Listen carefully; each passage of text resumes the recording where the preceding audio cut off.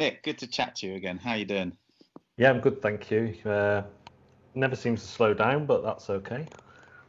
There's new games coming through your door every second, it seems. What with all the posts. Uh, yeah, with a mix of Kickstarters fulfilling and my own purchasing, and then copies to review. Yeah, I'm just looking at Alma Mater, Marvel United, the Gugon expansion, and then Imperial Spells and Steam, which was my little treat for myself. Nice. What a game you actually spent your own money on, you mean? Yeah, it still happens a lot. So Kickstarter is what we're going to be chatting about today because Yes. I know you're a very active Kickstarter backer and review. And I just think there's a lot of very interesting things about Kickstarter right now. And I want to start off with the big v small, the big publishers versus the small publishers. It seemed to me that Kickstarter started off all these years ago as a place for independent, small publishers, maybe one person designers to find a way to reach a group of people that could help them bring their project to life. Yeah. Now it's still that, but drowned out by massive companies doing $200 big box games full of miniatures. And you just think, how is there any hope for these small guys anymore? What do you think? So I think everything grows and evolves to its user base to a degree, and if there wasn't the business for these big projects, then they wouldn't be able to use it. You know, if everyone voted with their wallet and just backed the small designers, then it wouldn't happen. So to some degree, it's a beast we've created. I also think that Kickstarter as a business are going to go where the money is. I tend not to get too wound up by things like. So there was Claustrophobia, where it was pretty much already done. But then other companies, until their latest project, Queen Games, were always with you a maximum of 6 months after the campaign finished. So there's no way that wasn't partially printed. So it's something that happens, and we tend to get more scandalised by the big ones. But if you think like someone like how are we saying it now? Come On. Someone like Come On, they started on Kickstarter, you know, they do retail projects as well, and there's no denying the value in terms of sheer amount of plastic that you get. You know, you couldn't buy that amount of plastic for much. Well, I don't think you could buy it for cheaper. So I think I tend to be more suspicious of the people who pretend like this is something we don't know that happens, and then, you know, get outraged by it. I might feel different if I was a small creator, and I think the big trouble is that there's very few rules that Kickstarter enforce themselves. So, you know, if you're a business person in that situation, you're going to make the best amount of money for your company. Yeah. I tend to be more annoyed by the companies who are running their next campaign before fulfillment started on their current one, because that's meant to be a thing. That's meant to be a rule on Kickstarter. All right. You're not meant to, you're not meant to run straight into your next campaign. Again, it depends, but it depends on how complex the product is, really. But certainly one of the ones I've been stung on, and that will probably never be fulfilled, half of the problem was they were using one campaign to pay for the next, and to pay for the last. So they'd do another campaign because they didn't have enough money to finish the one they just funded. Who was that? Mage Company. Right, okay. I mean, it's speculation, but it's speculation based on a lot of evidence. So I backed Ether Captains, and that was due in October 2016. I think the last update we had was 3 years ago, and the last comment from the publisher was 2 years ago. Yet wow. Still active on Facebook, selling their own private collection. And there was just the designers on there in the comments, and I'm heartbroken for the designer, because you tend to think of your own kind of entitlement, but there's a designer who's got this legal process, so he can't talk about it, he can't sell on his design that hasn't come to fruition. So it, as much as I've lost 50 quid, this guy's lost something a lot more precious and valuable. And I do think a lot, if we sit back and go, how much of my issue with this thing is due to my own entitlement and who are the people that have been really affected, then sometimes we can direct our righteous rage the right ways. So I tend not to be too bothered about the big companies because I think, well, people back them, and and I do too. Like Perseverance this year was ridiculous, like crazy amount of money, and then at the end of it, they come with the backer kit asking for another $25 so that they can make the unpainted miniatures still unpainted, but with a grey base coat. And you're like, for Perseverance, Castaway Chronicles, they'd already like $150 out of me or something ridiculous. It's just crazy. So I'm the same. I back the big guys, but I do feel like it should be more of a place for the little guys. Like maybe there should be a way to separate it, or like have a Kickstarter Plus or something. I don't know. It's just I talk to a lot of little publishers, as I know you do too, and they always just say, I have no idea when to launch. Like I have no idea when to put this out to market, because there is never a time when there isn't some other big box, high cost item that's going to take all the attention away from them. Yeah, I think there's two things. I think in some ways there's the competition is good, so you see a lot of independent publishers, developers actually putting a lot more into their first projects and coming at a more ready stage because of that. But yeah, the guys who perhaps don't have that initial, so the guy who really needs the funding, who can't even put anything out to get any artwork, they perhaps struggle. But then again, if there is Indiegogo, there is the other ones, and they're more indie focused, but they don't draw as many people. So again, if you're an independent, what are you going to go to Kickstarter and hope that you're one of those ones that gets the kind of magic formula? And to a degree, it is like that, regardless of whether the big guys are on there. Yeah, you can say the big guys are a surefire thing, and there's always some joke around Cool Mini have only made 2 million and they were hoping for 5 kind of thing. But there is something about, look at Villagers, look at Streets. Villagers, I've never seen before or since a kick track like it. So kick track tracks the campaign, and the kind of assumed Kickstarter funding for board games certainly is first 48 hours is just a third of your goal. Last 48 hours is a third of your goal, and the whole of the third is done at that time in between. So your chart looks like goes up fairly flat and then up again. And the one for the Villagers was just like a mountainside. It was just up. Well, and I don't know how. Yes, it was a great product. It looked great. It played well, had a lot of good reviews. But what was the difference between that and other games that play equally as well and look equally as great and don't do that? There's something that we can't, that is just luck of the draw, I guess. Well, that's what I want to talk about, because I don't know, I want to get into conspiracy theories here, because I don't know if it is. So time of what are we at? This is the 9th, is it today? 8th. Of September. 8th of September. Streets is on 172 grand pledged against 29 grand, 585% done. And this is the second big thing that Sinister Fish have done on Kickstarter right after Villagers. Is that right? Well, they did. I don't know if they put that on Kickstarter or not, but they very cannily were the first people to produce reusable stickers for Gloomhaven. So they've already got this massive audience from that kind of canny seeing a need in the market, or seeing a want in the market, should we say. Villagers, did you like it? I loved Villagers. I was blown away I got to play a prototype. I was blown away by how amazing it was. So Sinister Fish did Villagers, which got, now here's the thing, look at the number of backers, not necessarily the bottom line. So Villagers got 14,351 backers. Wow. That's incredible. Before that was Great Scott, the game of Mad Invention.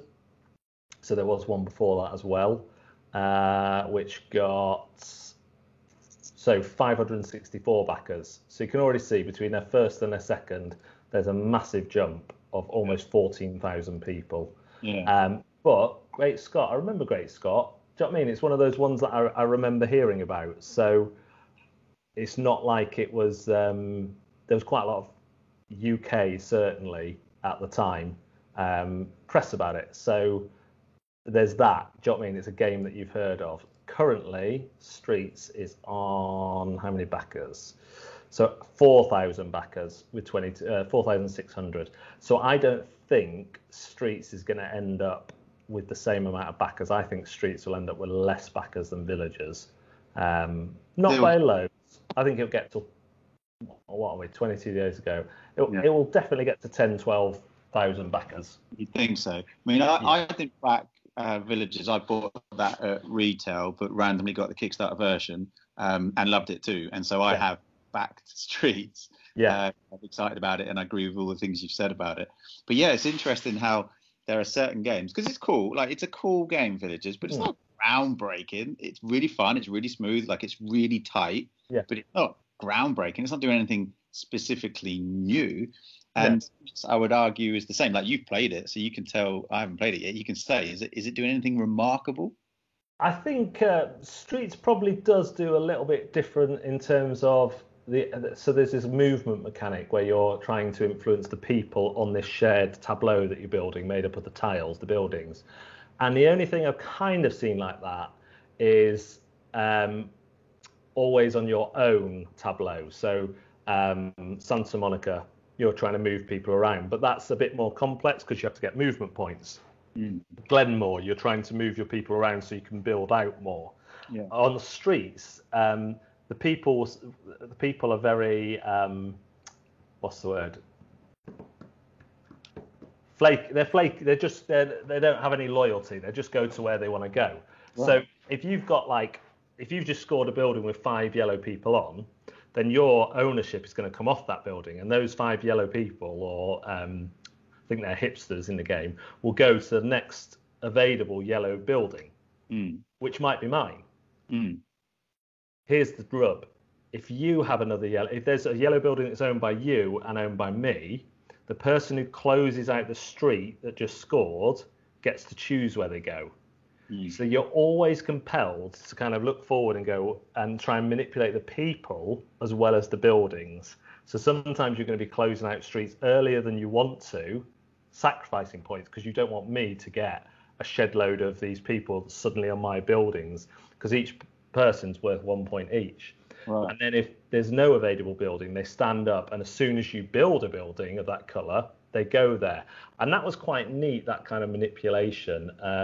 But the rest of it, there's tile building to chain combos. Again, they use the back of the tiles, tell you what type of building they are, but not what exactly they are. So there's a little bit of, you can look and see that person's got loads of yellow buildings. I don't want to free up any yellow people because they'll just come along and take them. So I quite like those. Doesn't it? Yeah. Nothing which you would probably say is amazingly innovative, but I think with Villagers as well, it came at a great time for that sort of artwork. It was a very complete package at the point of where you were backing it. And that's what, even your big Kickstarters like Cool Mini, the package isn't as complete as that, I would argue. And yes, there's more moving parts, but both Villagers and Streets, if you saw the prototypes that came out, you're like, oh my goodness, I would buy this tomorrow. Do you know what I mean? So, and that inspires confidence. And again, you could say, well, is Kickstarter somewhere where we're meant to have that good a prototype that you would buy it tomorrow? Then yes, there's going to be a lot of development that goes on, particularly with the rules and the balancing of the buildings. But essentially, I had a playable copy in my hand for a few days. So so both Streets and Villagers were very complete, essentially, at the point of backing. And that, as a consumer, is always more, I will trust something that looks more complete, just naturally. Doesn't mean I always back things that are more complete. And I don't feel like it's complete to the extent that some of the Queen games and the big Claustrophobia was. I don't think they could turn around and get it to us in 6 months, for example. It still needs to be mass manufactured, but the level of completeness is comforting, that they believe in it enough that they've not gone, here's some sleeved bits of paper. Here's a product as near as damn it to what you will end up with, because we want the reviewers to be giving showing off the components and not just saying this is a prototype. Yeah, sure. So I yeah. want to ask you about Awaken Realms. I think they're a brilliant for this debate. Like, they've had some massive games, like we're talking like War of Mine, Nemesis, obviously, Lords of Hellas, Etherfields, like some big games. What Polish based, I think. Yeah. And so I think they're a prime example of, like, they're not Ravensburger, they're not like top tier, like big corporation run, publisher, but they're big, they got a big following, and they are putting these massive games, big box games, very expensive prices. You're talking £100 was the cheapest for Nemesis recently. Nemesis was 90 to 95, I think, euros. So, yeah, I think for me, I look wider. So I know that Awaken Realms have set up GameFound, which is a free pledge manager. Yes, they're getting information from the people who sign up to it, but for other publishers, they've given that information out hundreds of times before. So they've got this free pledge manager. It's also one of the better pledge managers, certainly in terms of it charges backers the shipping at the point of payment, which other pledge managers don't. You suddenly get an email like 3 months after you've forgotten about it. We've tried to charge your card. So I really like that, and it works as a pre-order system. So I look at what Awaken Realms are doing, and clearly it looks to me that any profit they've made off these games has gone into making the whole system better. I know that eventually they want to use GameFound as a board game crowdfunding site or pre-order site. So, and if you look therefore their customers, so people who use GameFound, which has separated out about a bit from Awaken Realms, but certainly, it is an Awaken Realms business. There is a variety of independent publishers, small guys, big guys, and I think that says a lot. I would also argue that, so let's look at their catalogue. You're not seeing Lords of Hellas, Lords of Hellas 2, Lords of Hellas zombie version. You're seeing completely different games across a multitude of genres. You have This War of Mine, which was, I think, their first one, or the very early one. Wow, dealing with a really difficult subject. And one of the things Awaken Realms do, which I really like, is how much they pack in for their backers. So if you've ever backed an Awaken Realms thing, you get loads of stuff. You're talking about added value, and this really does feel like it. Yes, it's expensive, but do I think those things would be any cheaper in the shops? Probably not. They've also got one of the big Dawnfall. Is it Dawnfall? The Edgefall. I can't remember what it's called, but their big skirmish box, which is literally, you would never need to buy another faction in it. It's not like Warhammer where you've got everything you need. So I just think it's a different way of thinking. And for me, I'm less cynical about probably someone like Awaken Realms, looking at the breadth of their catalogue, looking at the gameplay. Like Nemesis Lockdown, I think is their first kind of sort of like the first one, sort of improvement one. And I think with what they're doing with GameFound, that's really exciting. You could be cynical about that and say, yeah, well, they want all the business and the money, but it generally seems like they are trying to change the way these things work, and they do value the kind of independence as well, and getting them a place. I agree with what you're saying. It's just the only point I'm making with these things is like all these games are amazing. I back most of them. I'm playing sort of devil's advocate here, really. Yeah, I know. It's more just when I talk to the little guys, which I do a lot. I feel for them. Like, how can they cut through? Like we've done something recently for Zati Games for Plot a Lot, cool new game from designer from Moonstone Games. And I was talking with the lady who runs that, Gemma, and she smashed it. She absolutely smashed her Kickstarter. But I would argue that is more the exception than the norm. Like a small one-person operation with their first game, with no big miniatures, no big hoo-ha. She clearly didn't chuck money at Kickstarter like I want to get to. She just relied on the honesty of the game and the honesty of the way she was selling her story around the ethical way the game was being made and everything, and it managed to cut through. But I think that is the exception to rule, because I think there's so many other awesome games that just don't, and they fail to hit their target. And you talk to these designers and publishers, and they're just so despondent. Well, I'm just checking Plot a lot because I see what you're saying, but to me, what most people look at when they look at a Kickstarter game, first is a thumbnail. So you've got that art. Then you've got the little snippet of text. Most people will spend 1 to 2 seconds scrolling through the page if you look at the actual stats. So they're not going to know it's ethical. They're not going to pick up any of that stuff. Okay, so for me, that is an attraction after the initial facts. Mm-hmm. I think what Plot-a-Lot has is phenomenal art, phenomenal presence. It's a theme that is not often done. It's a cheap 22 quid game. So you go through, you start ticking them off. I look at that, I go, right, great art. Okay, yeah, veg-like strategy. I'm always looking for games to play with the family. 2 to 5 players, plays in 30 minutes. It's ticking all my boxes. 22 quid? Yeah, I'll take a punt on that. I think I'm always surprised by the naivety of some independent publishers and developers in terms of pre-marketing and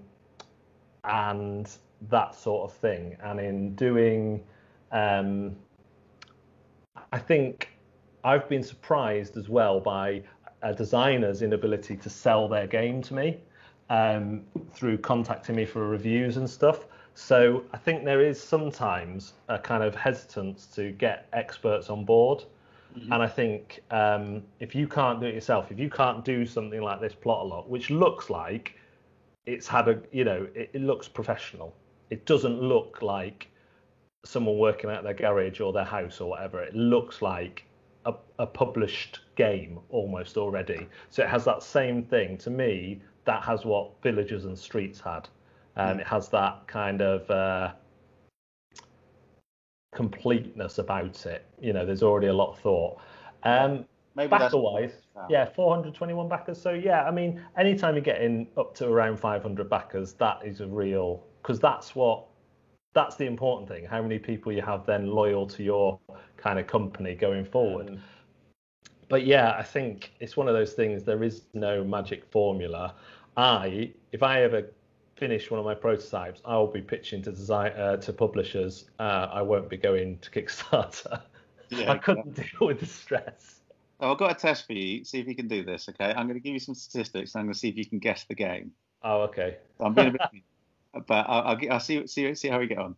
So 2,541% funded. Okay, this is a recent Kickstarter from earlier this year. Okay, so 2,500 Kickstarted. They had 10,041 backers.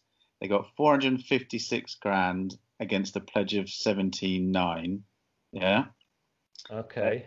This is a follow-up game to a successful Kickstarter from 1.5 years ago, I think. And this is the bit that might help you out. I backed this on a basic pledge of 18 euros, 17 quid. And I think my postage doubled that.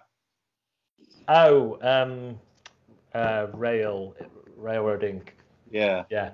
This one I find interesting because I think it goes along the point you're making earlier, which is they did very well because they had a successful group of backers and fans loyal to them from previous games. Yeah. But the game essentially is very similar, but I still backed it. Again, I'm playing devil. But the reason why I want to bring this up here is not all the things that we've talked about already, because I don't want to go over old gold ground. It's more the postage. Like, I pretty much doubled my payment with the postage, and it's not a big box game. You know what Railroading Kids? It's Yeah. And I just think to myself, I don't know. I don't know how comfortable I feel with that. I don't think they're necessarily making huge profit from no postage or anything. I just think, and it's clear, it's there. You have to go right to the bottom of a very long page to find it. But I'll be honest, I didn't really realise how much I was committing to pay to the postage until someone else said, "Why have you backed that? The postage is double the cost." Your kind of output for, is it one game you backed? Yeah. So one game, so you're paying perhaps 20 to 30 pounds in English money. So Railroad Inc. retails, what's that retail for? About 20? Yeah. So you've perhaps played a 10 to 15 pound premium to get it early or first with some Kickstarter bonuses. Right. And that's the thing, you know, this idea that Kickstarter should be cheaper is quite interesting when you think of the overheads like shipping that usually distribution will absorb because you're distributing a greater mass.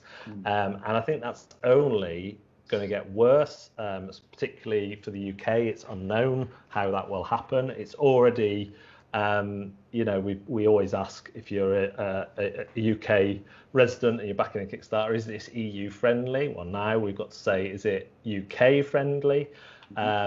So yeah, shipping is not cheap. That's the business you want to get into, I think, if you're inside of board games, a distribution. And for me, it's one of the things I always factor in. Will I get what's the payoff here? Am I getting this cheaper than it will be at retail, or will it be hard to get at retail? Like we talked about Awaken Realms earlier. They've been really difficult to get at retail. I actually managed to get Nemesis from a UK retailer who backed the Kickstarter pledge, and then I didn't even realise that there was a wave 2 with more stuff, and trying to find out from them if I was getting that or if they were going to sell it separately was really difficult because I don't think they really knew. They hadn't thought about it. But yeah, and that's another thing with shipping, 2-wave shipping. Do you pay more to get a bit first? Marvel United, I paid to get wave 1. Now that's one that did annoy me. Not to the point, I'm trying to stay peaceful, but Cool Mini did not reveal until after the Kickstarter had finished that the retail game would be available, core box would be available in August. They didn't tell us that until after the campaign had finished, and then said, but if you want 2-wave ship, you won't get yours till March, but if you want 2-wave shipping, you could pay extra. Now, if that had been up front, I probably still would have gone for it. But I feel that's like, for me, all these issues come down to communication. And yeah, you'll find more and more Kickstarters will say shipping is expensive. And I think it's offset often by the price you're getting the game for. Sure. But on smaller games like Railroad Inc., that offsetting is you're not going to notice it as much. Whereas you might get Nemesis for 100 when it's 150 in the shops. Do you know what I mean? You notice that, but it's that sort of thing. And you know, so many retailers offer free shipping, or with Zatu, who we both blog for, the price is discounted so much you're paying about the same as anywhere else, or you get a discount code which kind of wipes out the shipping. So I think again, it's interesting. I've been thinking a lot about entitlement and kind of, dare I say it, first world problems and all that. And I think the board gaming hobby being a luxury hobby, you know, similar to video games when downloadable games come and you want you want it now. But yeah, I think a lot of it boils down to what's your expectation and your level of entitlement. And like when you've put money into something, you do have a level of entitlement. Yeah. But the thing about Kickstarter is you're not putting money in to become a shareholder in sense of shares. Yeah. Your shareholding is that you're going to get a product back. Exactly. And that's quite loose. I think it's about being upfront, you know. Like I just think, like you said, there's a lot of things where you get that pricing cost coming through 3, 4, 5, 6, 7 months later. Yeah. People don't always notice it. They're always there. They're always hidden at the bottom. And I just think it's more a case of being upfront. So I want to ask one more quick question because I know we're overrunning a little bit, but I've saved my favourite one till last. So Seventh Continent, phenomenal game. Such a brilliant game, but I don't own it. Want to buy it, but the current version you can buy it only from their website, Serious Pulp's website. It doesn't have the full version of the game, and I like that. I like the fact that they're staying loyal to their Kickstarter backers and saying you're the only ones who've got the full version of the game. Yeah. For me, somebody who missed that Kickstarter and wants this game, I'm never going to buy it because I don't want to buy an incomplete game. Now, the game that you can buy, don't get me wrong, isn't incomplete, but it in terms of you're still going to have an amazing experience with it, but it's still not the full game. Like a lot of gamers are like me, we're completists. We want everything. So my opinion is this, and I'm interested in your opinion on it. Is it right that they do that, or should it be more a case of it's more expensive than the Kickstarter, so you've got to pay more, which I would be fine with. I would pay 20, 30% more. 100% would be fine with that. Is that a better way than punishing people who missed the Kickstarter by not giving you the entire game? My sense of people is that they would rather pay more later on than miss out on something because they just didn't back a Kickstarter that was a punt. 7 Continent came out of nowhere, and like there's already upgraded cards because there was some errors and things like that, and that is one of the problems, is that we get, not just with Kickstarter, but the games are pumped out so fast these days that the quality proofreading has gone down. Well, maybe it's not gone, but maybe we notice it more. Maybe the percentage of mistakes that get through is the same, but there's so many more games that we notice it more. But at retail, you have a machine where you can deliver those reprints to people. I think it was Snowdonia who's got a load of reprints come in. They did the way they did it was they did an extra expansion that you could back, and then they threw the things in with it, so it's not costing them as much. I'm fine with stuff like that. Do you know what I mean? If they're genuinely saying, oh, we've realised we messed up, but it's going to cost us a lot of money, and the only way we can do it is if you buy this £5 thing. We're giving you something we wouldn't have given you, but it will help us cover the cost. I'm fine with mistakes happen. Yeah, I do struggle with the exclusive side of things. Again, one of the downsides of the big projects, and one I would say I've not seen as much in games from Mythic, and because they're another big one. So Mythic and Awaken Realms, another reason why I kind of don't quite have them on the same level as Cool Mini is that the retail versions have full experiences in, whereas I got Zombicide Invader at retail. I just feel like one more Abomination would have been really helpful. And again, Marvel United, really enjoyed it. But that's playing with an 11-year-old, and I'm thinking, if I played this every game night, I'd soon, it's needing the expansions, it's needing the characters. So I think that kind of, putting stuff behind a wall of some sort is, I think if it's a paywall, at least you know that you're like, oh, you shouldn't be punished for waiting for the actual reviews. Yeah. Like, or just missing it, just be missing it, like. Maybe you didn't see it, or maybe you didn't have the cash. Yeah, and Villagers did that, didn't they? They did you get the base version, but you could buy the box with all the deluxe stuff in. Yeah, great. I love that. And actually, Villagers was a lot cheaper on the Kickstarter than it was at retail. Yeah. Fantastic way of doing things. You reward those guys, because they have to create a product in the first place. Yeah. I mean, it's a mindful Kickstarter, isn't it? Yeah. But I think you're right. I think the kind of temptation to incentivize through gifts rather than a lower price does attract more people, unfortunately. But a lot of people have started saying this will not be available at this price ever again. Even in the Pledge Manager, it will have another $10 on. And I think fair enough. That's a good way to reward early backers. I don't like it so much when, again, this is Queen Games are saying there are no current plans for these to be available anywhere else, and that's like hedge your bets. Yeah, play our game first. I like what Grey Fox do, and I think a couple of other companies do this, but Grey Fox have got the best kind of implementation where it's not a Kickstarter exclusive, it's Grey Fox exclusive.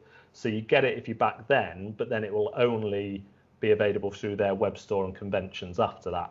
Fair enough, there's a way to get it. Yes, again, being in the UK, that sucks a little bit, but but to combat that, I'm seeing a lot more retailers back Kickstarter and sell Kickstarters. So as long as you get in early enough, sometimes you can pick them up on the retail market afterwards. But I totally agree. I think it should be money, not as long as there's a way, even for the collectors, to get stuff.